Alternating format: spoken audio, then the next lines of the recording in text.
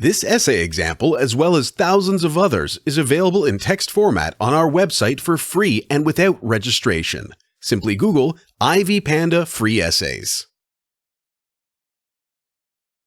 Leasing as a way of obtaining equipment. Introduction.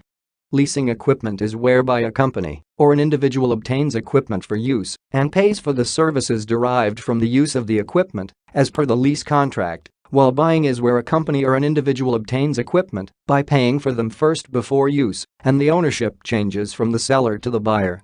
Depending on basic parameters like cost, time and quality, and the available capital, the company may choose to lease or buy equipment. Benefits of leasing versus buying equipment.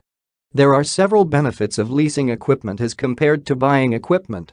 The option of leasing helps a company to save money on the initial cost as compared to buying equipment. For the lessee to get into the contract, the requirements are the down payment and signing of the contract. This allows the company to obtain equipment without affecting the cash flow. Leasing is better in comparison to buying equipment, since buying of equipment may require a lot of funds, which have to be cleared before a company is allowed to use the equipment. Leasing helps a company to avoid getting stuck with old equipment as compared to buying. Since the equipment does not entirely belong to the company, as in the maintenance and possession of the equipment is still under the leasing company, the lessee is at liberty to take the equipment back if it gets old and if the equipment is no longer in use, maybe due to change of business activities. For all assets that are obtained via lease, the company benefits from tax exemptions since it is considered as a business expense as compared to buying, where not all assets qualify for the exemptions.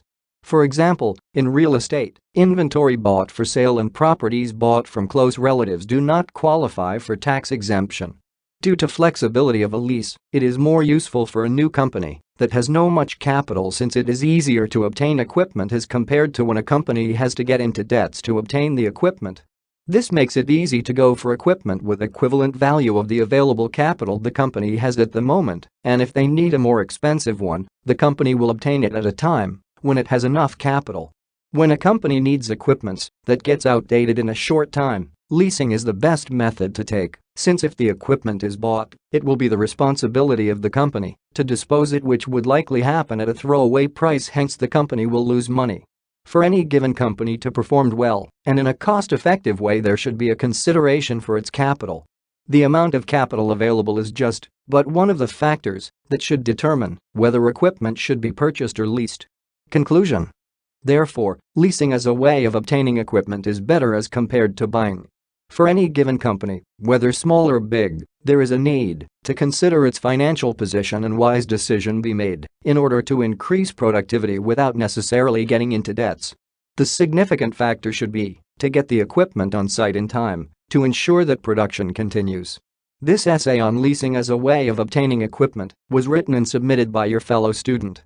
You are free to use it for research and reference purposes in order to write your own paper. However, you must cite it accordingly.